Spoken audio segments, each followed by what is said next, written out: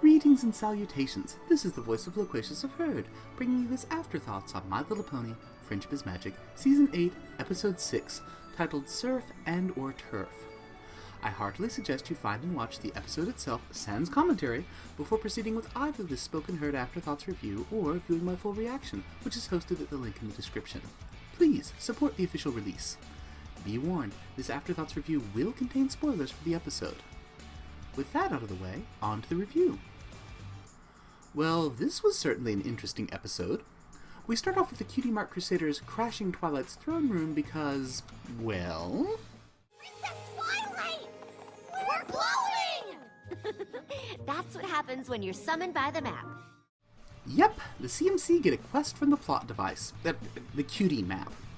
This only further solidifies what I've been saying for seasons. The metaphysical and magical forces of equestrian harmony, as manifested in the tree and its map, are quite capable of summoning whoever the heck they want to deal with an emerging friendship problem.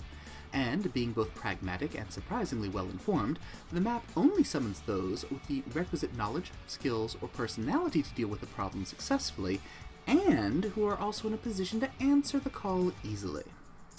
So, where are the Crusaders going? Mount Eris, the home of the hippogriffs. Curiouser and curiouser. Map quest or no, that's a long way for three young fillies to be going all on their own. You really don't need to come with us, Twilight. We can take care of this mission just fine on our own. Yeah!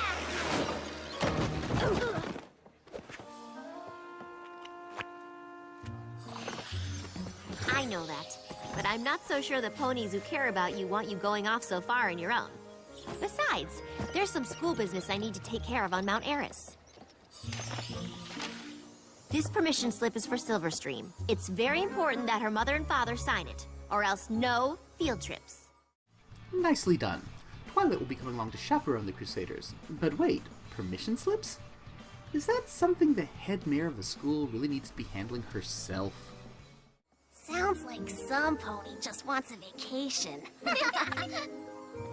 Okay, yes, I have been wanting to visit Mount Eris ever since the hippogriffs moved back, but it's purely research.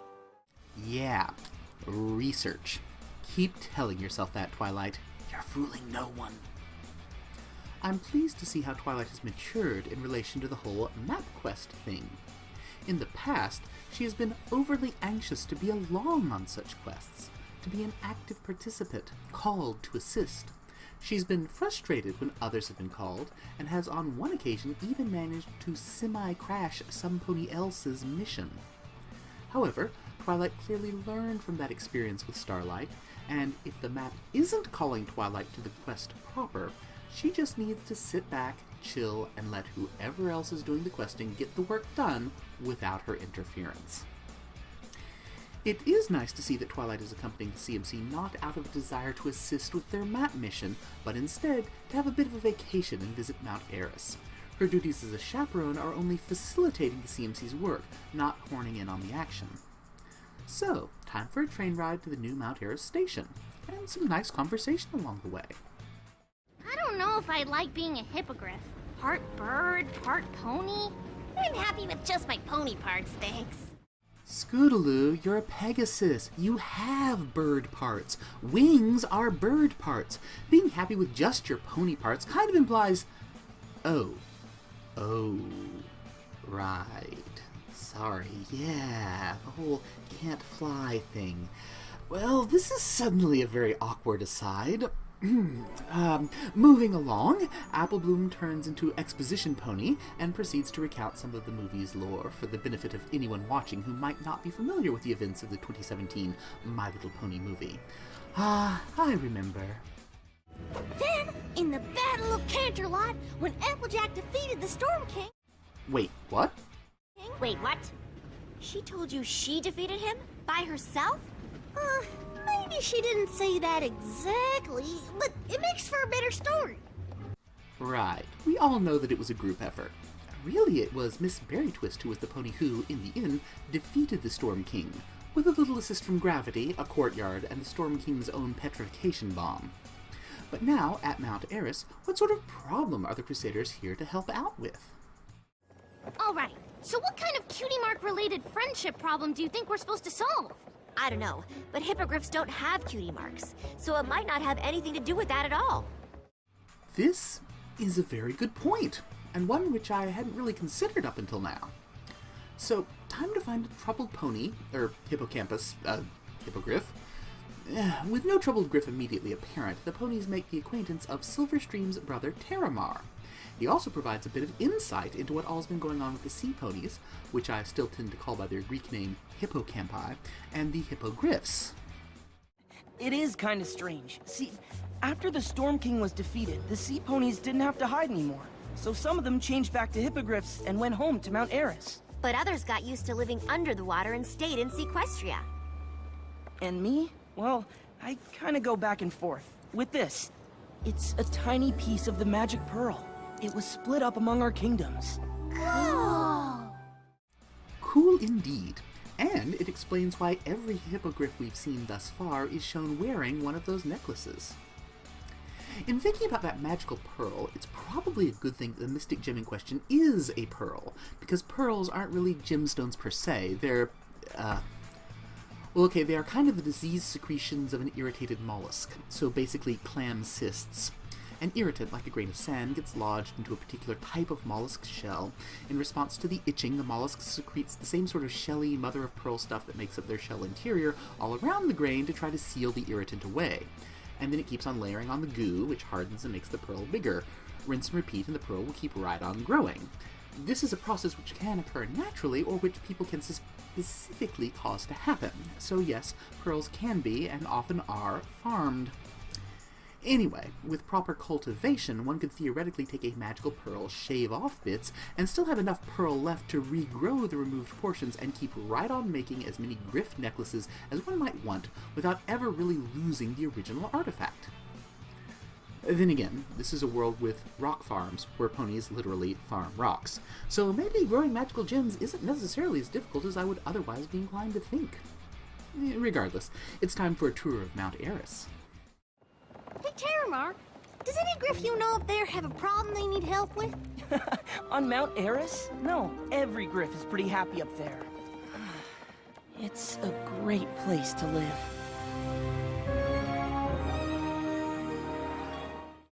I must say, I'm really liking how the show is portraying the design of creatures and places first introduced in the movie. The hippogriffs are quite pleasing, and the restored village atop Mount Eris is lovely. Well, the griffs sure do like being griffs. It's nice to see there are no hard feelings over Twilight's attempt to steal their magical pearl back in the day. I guess the explanation that she was trying to defeat the Storm King with its magic, and she succeeded in doing that even without our artifact's aid, was enough to smooth over that little difficulty. Now, with Twilight shuffled off stage to sample some salmon juice, the Crusaders and Terramar begin to explore the heights, after having met with Terramar's and Silverstream's dad, Skybeak. Well, your dad's certainly outgoing, isn't he? He's a great guy. All my relatives are nice. That's kind of the problem. Wait, stop! What's that wonderful sound? Those are the harmonizing heights. Legend says that...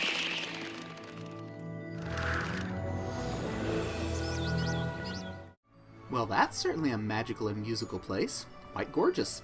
And Sweetie Belle is enthralled by the abundance of natural loveliness. But wait a moment, didn't Terramar just say something about a problem? This is absolutely the best place ever! You are so lucky! And you get to swim in the ocean! You have 2 great places to live! How do you make up your mind which one to stay in? I can't. That's the problem. Did you say problem? You have a problem? Yes! Girls, that's not the appropriate reaction to being told that some pony has a problem. Also, I like how the whole torn between two worlds issue is so nicely foreshadowed with this particular griff's name. Terramar is a name drawn from 2 Latin roots. Terra means earth, and mar, from mare, means sea. So his name is, quite literally, Earthsea. On top of which, his color scheme draws quite heavily on the shore, specifically on the very edge of sea foam washing up onto the land. His claws and beak are the color of the sands. The lighter blue of his mane and tail are the lightest color of the waters washing ashore. The slightly darker blue is the color of the shallow water behind that foam-drenched edge. And white, well, while we don't see any sea foam, that does look like the color of foam. Young Master Earthsea bears all the outward coloration of the place where Earth and sea meet. I really like this sort of storytelling, where name and appearance help support the story and conflict. But anyway, he was talking about his problem? Sorry, you were talking about your problem? Right. Like I said, Mount Eris is one great place to live. That's why Silverstream and my dad and some of my cousins came back here. But Sequestria is another great place to live. That's where my mom is. Oh, I didn't know that. So no matter where I am, I feel like I'm letting someone down. No wonder you're having such a hard time deciding. And I have to choose soon. Every other Griff my age already knows where they belong. I'm still not sure. This is suddenly a very real and very difficult internal conflict that's going on here.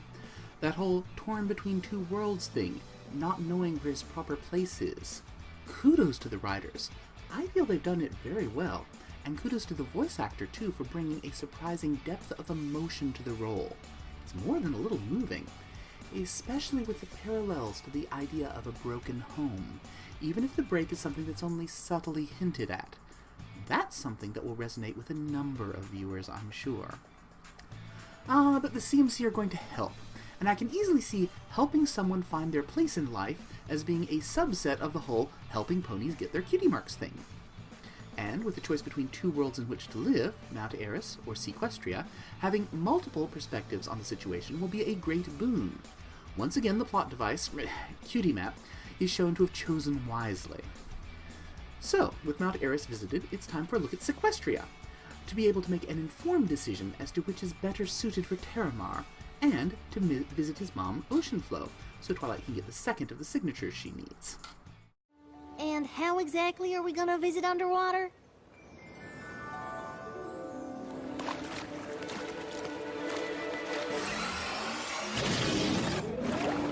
Whoa! Woohoo! Yeah! Whoa!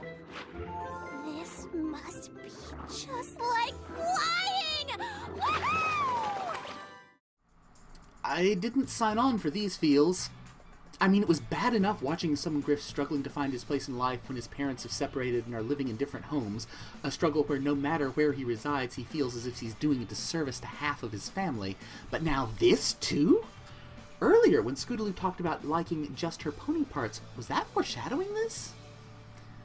Well, girl, time to fly, or at least swim. Live the dream, Scoots, live it. Seeing how much she loves this aquatic life, and knowing that for her it is only a temporary thing, is a real blow.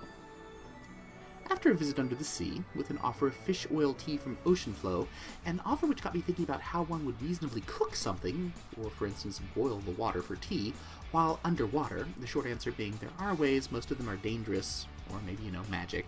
Anyway, it was time to head to the surface and help Terramar decide where he should live, Mount Eris or Sequestria. Which seems like a good time to point out the other excellent bit of wordplay this episode is using. The undersea sea pony kingdom is called Sequestria. On the surface, it's an easy pun, combining the sea with Equestria, but there's an additional layer of meaning there for those who take a closer look at the name.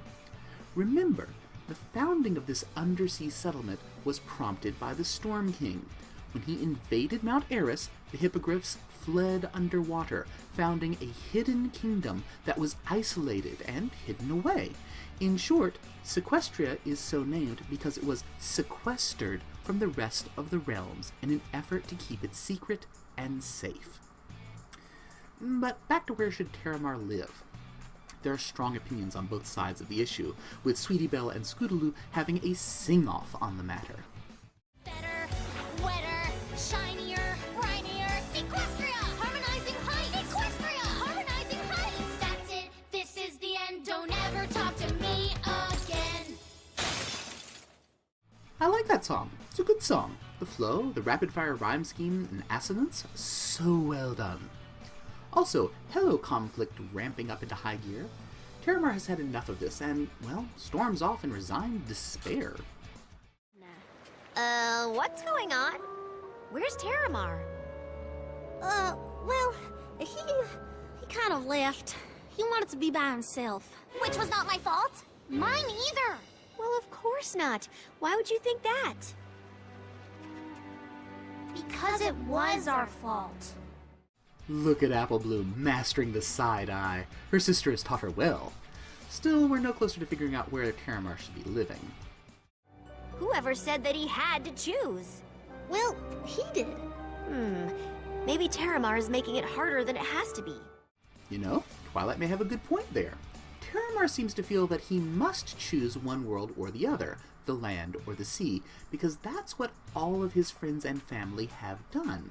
From what we've seen, no Griff seems to be overtly pressuring him to decide one way or the other. Being stuck in the middle between two different poles isn't really fun, as Twilight briefly experiences herself, but what if you can pull it all together? Earlier, I had concerns that the Hippogriffs and the Hippocampi were somehow not getting along, but as the beachfront picnic makes clear, that's not the case. And even if Skybeak and Oceanflow aren't living together, they still appear to be good friends, which is a very good thing, not just for the sake of their children, but also because one of them is the brother or sister of Queen Nualvo, which makes me wonder, where is the Queen living? Mount Eris? Sequestria? Splitting her time between the two?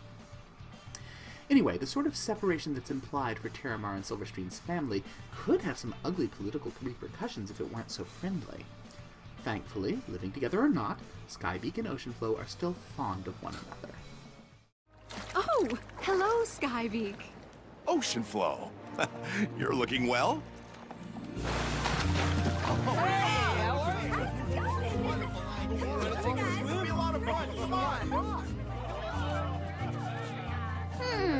This gives me an idea. Yeah, my earlier concerns about the Hippo relations were thankfully unnecessary. Every Griff's getting along fine. There doesn't seem to be any real friction between the two populations. They enjoy coming together. Which leads to the thankfully happy resolution. Son, there you are. Your friends told us how you've been feeling. And we're sorry if we ever made you think you had to choose between worlds. That wasn't our intention, honey. Your Hippogriff heritage is something to be proud of, certainly. But you're more than just where you're from or who you live with. We love you because you're you, no matter where you choose to be. You don't have to decide. You can keep doing what you've been doing, going back and forth. And enjoying both places.